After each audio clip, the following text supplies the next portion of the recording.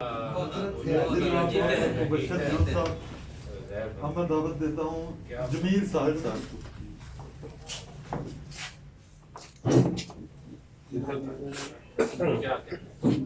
जमील साहब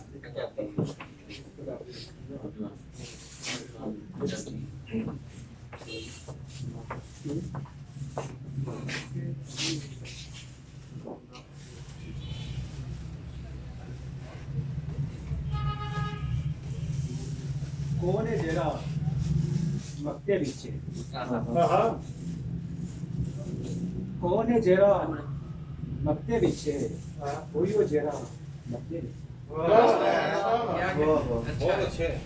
कौन है जेरा मक्ते विच कोई वो जेरा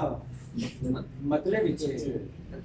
किसदे हुसन दा रंग है मेरी किसदे हुसन दा रंग है मेरी गजल दे मिसरे मिसरे विच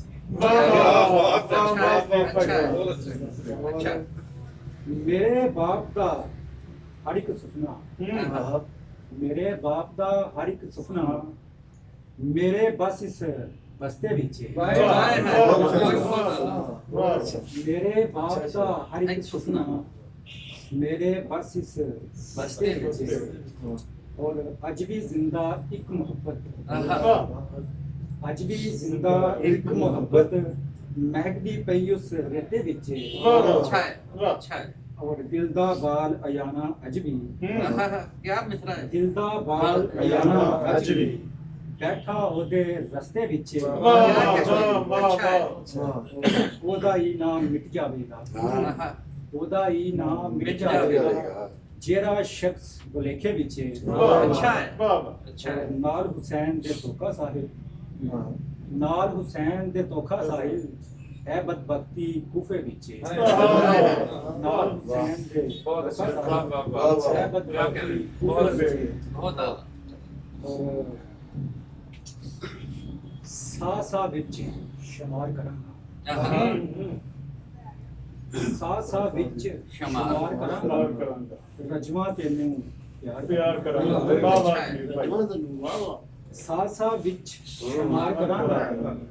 रजवा तेनू प्यार करांगा इश्का तेनू मिलने दे लई इश्का तेनू मिलने दे लई अग समुंदर पार और मुखलिस होके तेरे नाल मुखलिस होके तेरे नाल कंड नहीं तेथू यार बहुत अच्छे जीवन दे इस ठेठर विच क्यों जीवन दे इस ठेठर विच क्यों जोकर दा करदार करांगा अच्छा जीवन दे इस ठेठर विच क्यों जोकर दा करदार करांगा कंडियां विच भी खिड़के महते कंडियां विच भी खिड़के महते खुशबू दा प्रचार करांगा एक साए लई साहिल अपना एक साए लई साहिल अपना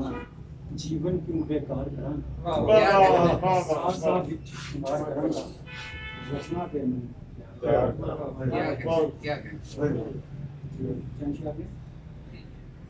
ना दीवार ते लिखिया मैं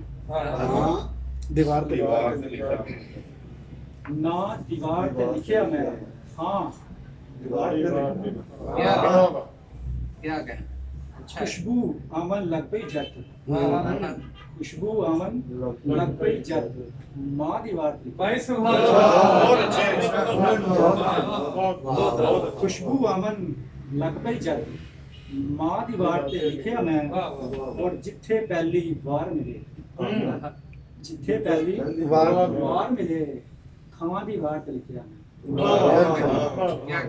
अच्छा है ओनू शेर पसंद आया ओनू शेर पसंद आया तां दीवार